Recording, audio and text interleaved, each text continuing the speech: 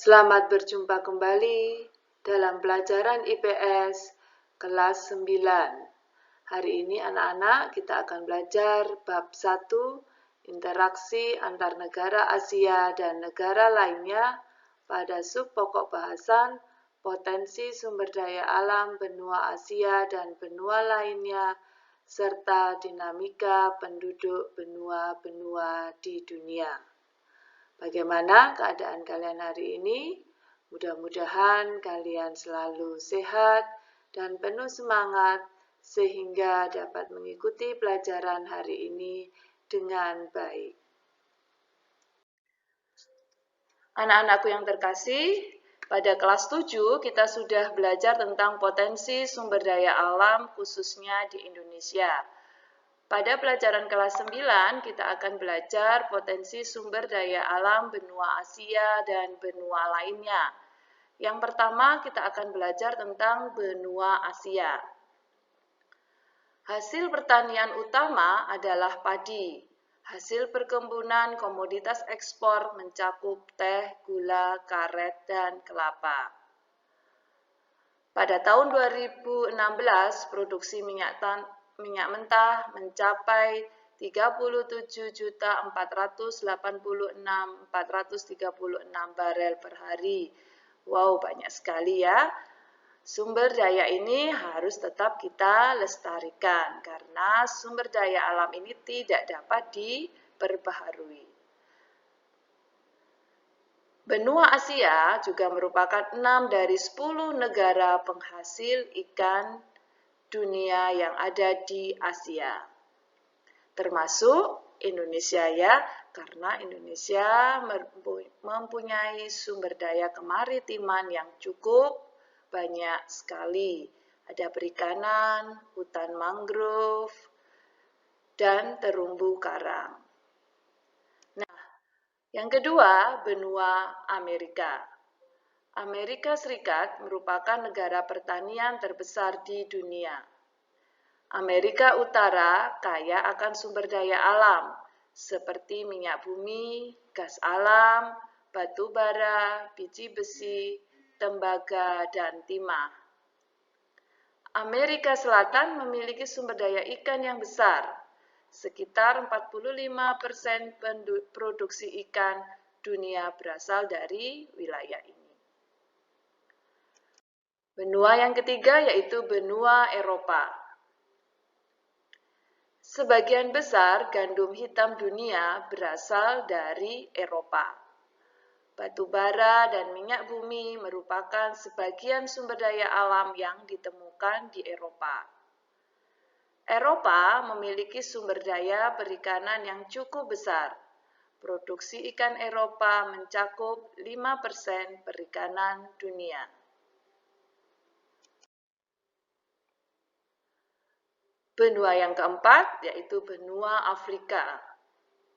Afrika merupakan penghasil terbesar biji coklat. Benua Afrika memiliki cadangan besar sumber daya alam, termasuk minyak bumi, gas, batu bara, emas, uranium, dan perak. Afrika Barat merupakan salah satu wilayah dengan penangkapan ikan terpenting dunia. Rata-rata menghasilkan lebih dari 4 juta ton ikan per tahun. Wah, banyak juga ya. Sedangkan benua yang kelima yaitu benua Australia. Dekat ya dengan negara kita. Hutan Australia menghasilkan industri hasil hutan yang cukup besar. Australia merupakan penghasil opal dan eksportir terbesar batu bara di dunia. Potensi perikanan benua Australia cukup besar pula. Hasil laut mencapai sekitar 2/3 produksi perikanan negara Australia. Nah, itu tadi 5 benua dengan potensi sumber daya alamnya yang dimiliki. Cukup jelas anak-anak? Mari kita ke sub pokok bahasan yang kedua, yaitu dinamika penduduk benua-benua di dunia. Penduduk senantiasa berubah dari sisi jumlah, distribusi, dan komposisinya. Perubahan tersebut dapat terjadi karena adanya peristiwa kelahiran, kematian, maupun karena adanya perpindahan penduduk dan migrasi. Karena itulah penduduk mengalami dinamika yang kita sebut dengan dinamika penduduk. Apa itu dinamika penduduk? Dinamika penduduk adalah perubahan keadaan penduduk, perubahan dari sisi komposisi penduduk seperti budaya, etnik, dan agama, juga menunjukkan dinamika penduduk. Perhatikan jumlah penduduk dunia tahun 2017. Indonesia peringkat keberapa? Nah, di situ kamu bisa perhatikan. Yang pertama yaitu Tiongkok atau RRC. Yang kedua, India. Peringkat yang ketiga adalah Amerika Serikat. Dan yang keempat adalah Indonesia. 5 besar terakhir yaitu Brasil. Nah, makanya di Indonesia digerakkan program KB agar dapat menekan laju pertumbuhan penduduk. Mari kita lihat dinamika penduduk di masing-masing benua. Benua yang pertama yaitu benua Asia. Benua Asia merupakan benua dengan penduduk terbesar di dunia. Pada pelajaran yang lalu, kita sudah belajar bahwa benua Asia merupakan benua yang paling besar. Sekitar 60% penduduk dunia hidup di benua Asia. Penduduk Asia tersebar tidak merata. Beberapa negara di Asia merupakan negara dengan penduduk terbesar di dunia. Tadi di slide sebelumnya kita sudah perhatikan. Cina, India, dan Indonesia berada di benua Asia. Secara umum, tingkat pertumbuhan penduduk di Asia sekitar 1,5% per tahun. Berdasarkan data IPM tahun 2016, kualitas penduduk di benua Asia sangat beragam.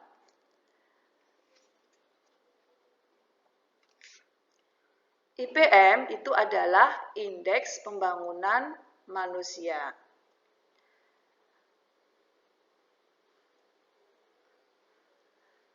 Di benua Asia juga memiliki beberapa ras yang berada di benua Asia, antara lain Mongoloid, Melayu, Dravida atau Negroid, dan Kaukasoid. Seperti di Asia Utara dan Asia Tengah, mayoritas adalah ras Kaukasoid. Asia Timur dan Asia Tenggara sebagian besar adalah ras Mongoloid. Asia Selatan bagian tengah didominasi ras Kaukasoid. Asia Selatan bagian selatan didominasi oleh ras Negroid. Misalnya suku bangsa Dravida di India Selatan dan Sri Lanka. Asia Barat dan bagian selatan, khususnya negara-negara di Semenanjung Arab, didominasi ras Negroid. Sedangkan Asia Kecil, Asia Barat atau Timur Tengah, bagian utara didominasi ras Kaukasoid dan ras Negroid.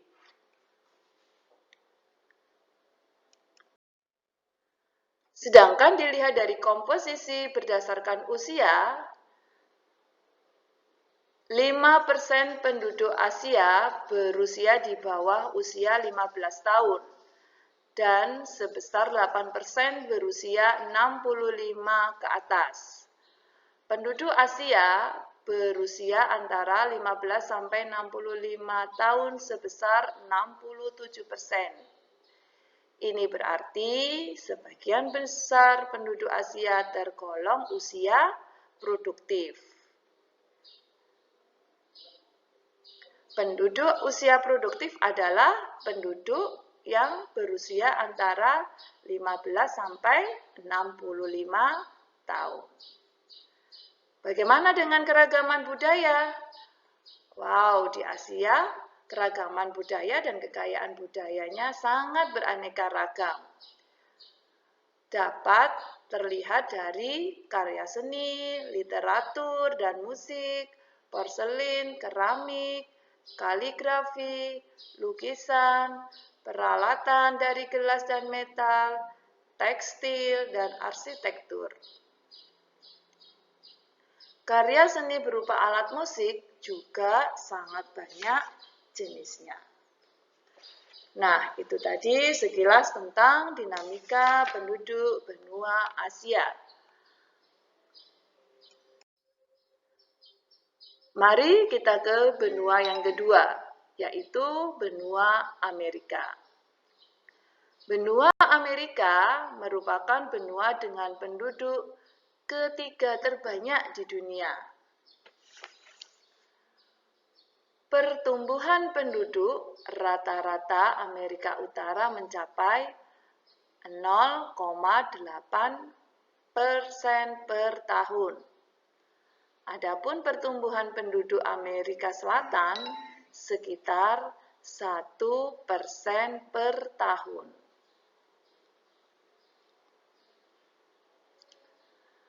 Seperti halnya Asia, sebaran penduduk Amerika juga tidak merata. Konsentrasi penduduk Amerika berada di bagian timur dan barat Amerika Serikat, Amerika Tengah, dan Karibia, serta bagian barat dan timur Amerika Selatan. Bagian tengah benua Amerika umumnya lebih rendah kepadatan penduduknya. Demikian halnya dengan wilayah paling utara dan paling selatan. Kedua wilayah tersebut mendekati kutub utara dan kutub selatan. Negara-negara di dunia di benua Amerika yang termasuk dalam kelompok negara dengan indikator IPM sangat tinggi adalah Kanada, Amerika Serikat, Chili, dan Argentina. Sedangkan penduduk asli Amerika adalah orang Eskimo dan Indian.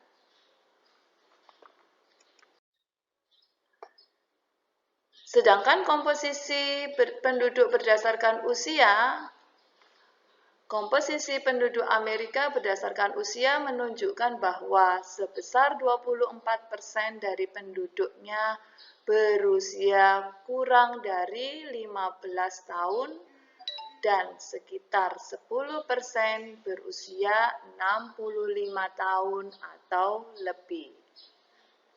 Ini berarti sebesar 34% penduduknya termasuk penduduk usia tidak produktif.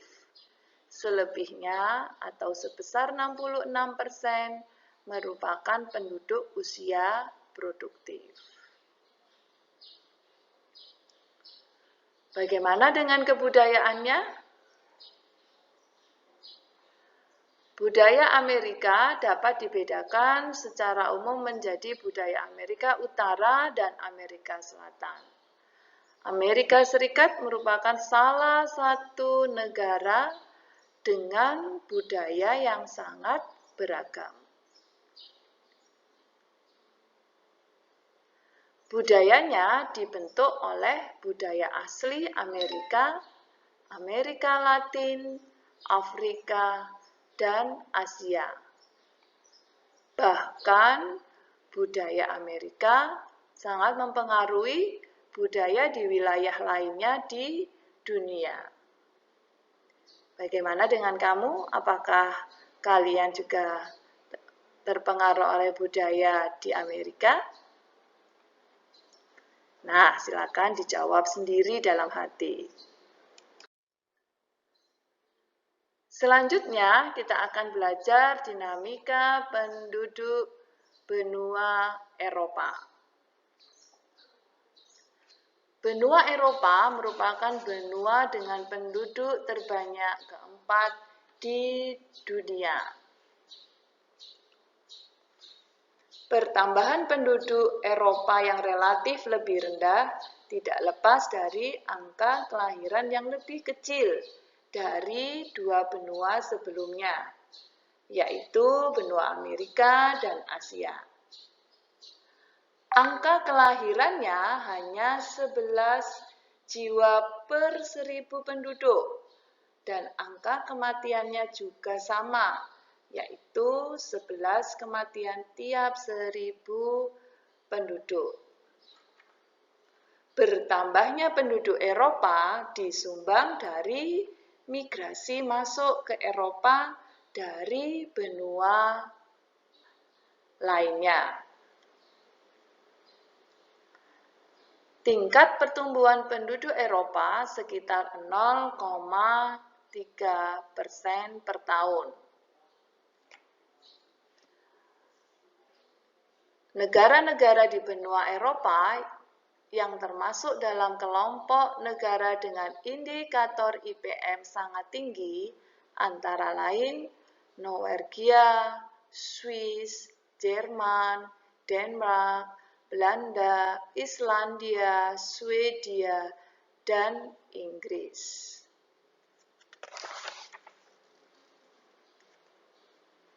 Bagaimana dengan rasnya? Berdasarkan ras dan ciri fisiknya, penduduk Eropa dikelompokkan menjadi 5 suku bangsa. Ada bangsa Nordik, Alpen, Mediteran, Slavia, dan Dinari. Kalian bisa baca lebih lengkap pada buku paket halaman 66.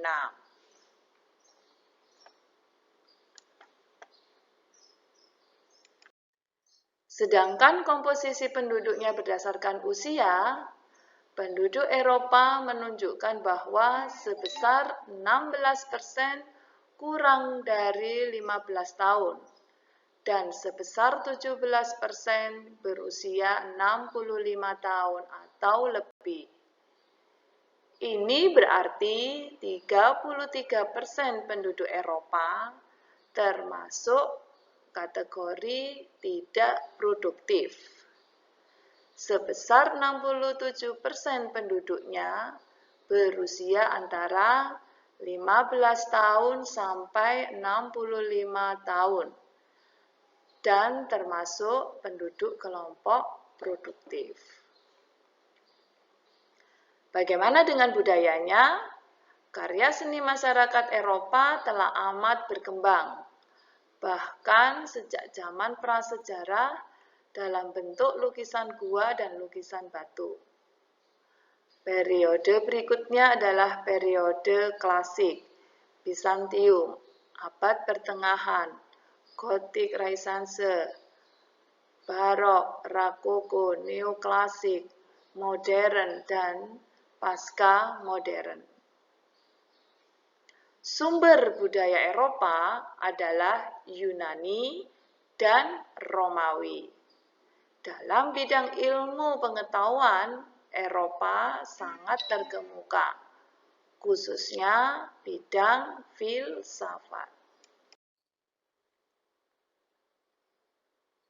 Selanjutnya, kita akan belajar tentang dinamika penduduk benua Afrika.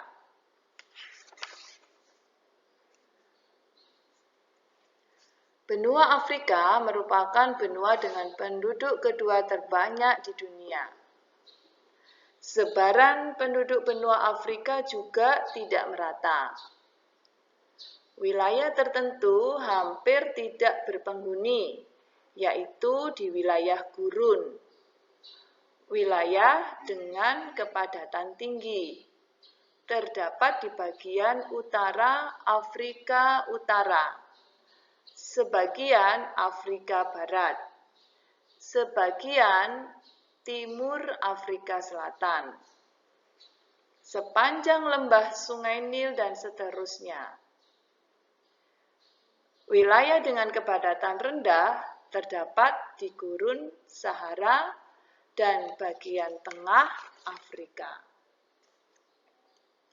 Tingkat pertumbuhan penduduk Afrika sekitar 2,5% per tahun.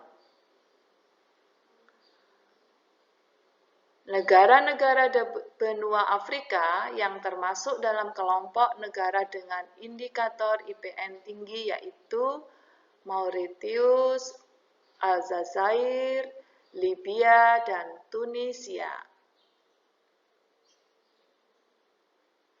Sedangkan secara garis besar penduduk Afrika digolongkan menjadi 4 kelompok besar.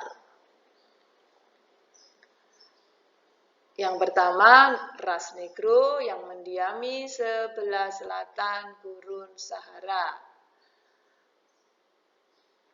Yang kedua, ras Kaukasoid dari keturunan Arab yang mendiami Afrika Utara.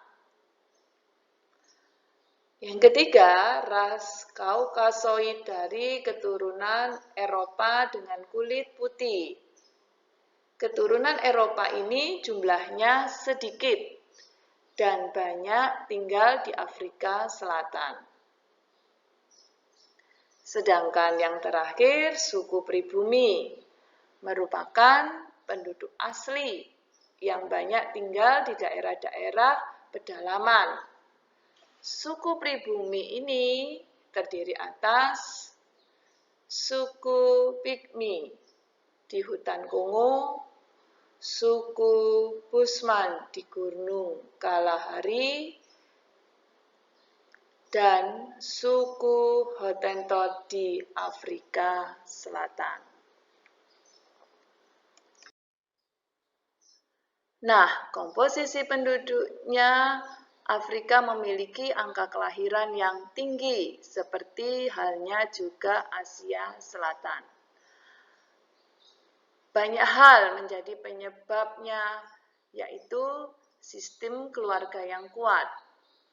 Penduduk Afrika yang berorientasi pertanian cenderung memilih banyak anak agar dapat mengolah lahannya. Banyaknya angka kematian akan direspon dengan banyaknya anak. Rendahnya pendidikan perempuan dan kurangnya fasilitas hiburan atau rekreasi. Selain itu, di Afrika, akses terhadap fasilitas kesehatan juga masih rendah, khususnya alat kontrasepsi. Bagaimana dengan budayanya? Budaya di Afrika dapat dilihat dalam wujud seni, bahasa, dan agama.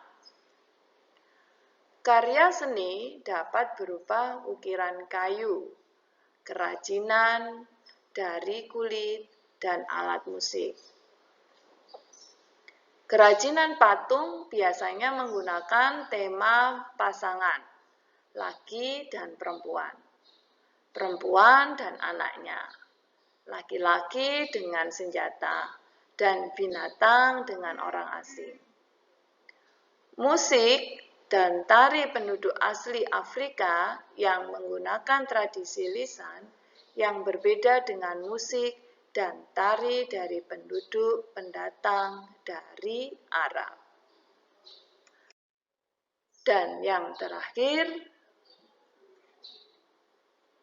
Kita akan belajar tentang dinamika penduduk benua Australia.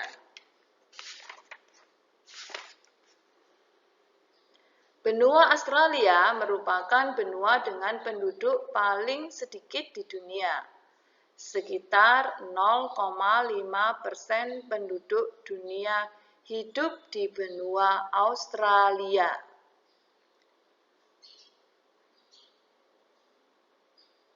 Meskipun Australia merupakan negara yang luas, tetapi sedikit daerah yang cocok untuk daerah hunian.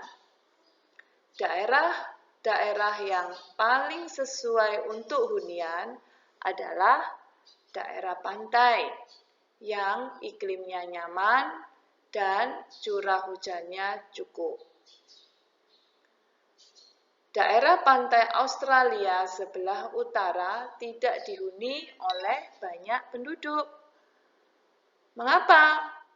Karena iklim tropisnya sangat kering, sedangkan daerah pedalaman dan daerah pantai barat Australia terlalu gersang. Kebanyakan orang Australia yang lebih dari 85% tinggal di kota kecil dan kota besar. Kota-kota tersebut pada umumnya terletak di tepi pantai. Tingkat pertumbuhan penduduk benua Australia sekitar 1,4% per tahun. Berdasarkan data IPM tahun 2016, kualitas penduduk Australia dan Selandia Baru termasuk sangat tinggi.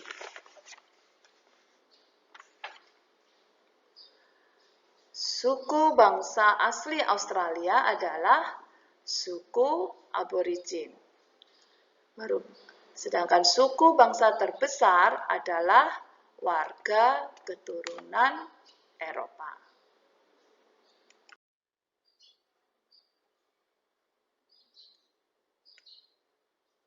Australia memiliki budaya yang sangat beragam. Budaya Australia terdiri atas budaya suku asli, yaitu suku Aborigin dan penduduk Selat Torres, serta budaya suku pendatang. Banyaknya penduduk pendatang di Australia memperkaya budaya Australia. Karena sebagian besar penduduk pendatang berasal dari Eropa, maka budaya Eropa tampak lebih dominan. Salah satunya adalah dalam hal penggunaan bahasa. Bahasa nasional Australia adalah bahasa Inggris. Semua penduduk di Australia didorong untuk menguasai bahasa Inggris. Sudahkah kalian pergi ke benua Australia? Nah, kapan-kapan jalan-jalan ke sana ya, sambil belajar menguasai bahasa Inggris. Anak-anakku yang terkasih, hari ini kita telah belajar kondisi alam benua-benua di dunia dan dinamika penduduk benua-benua di dunia. Semoga pelajaran hari ini menambah pengetahuan kalian dan bisa bermanfaat, sehingga kalian bisa menjadi sumber daya manusia yang berkualitas, mampu berkompetisi dan bersaing dengan sumber daya manusia dari negara-negara lainnya. Terima kasih, tetap semangat dan sehat selalu.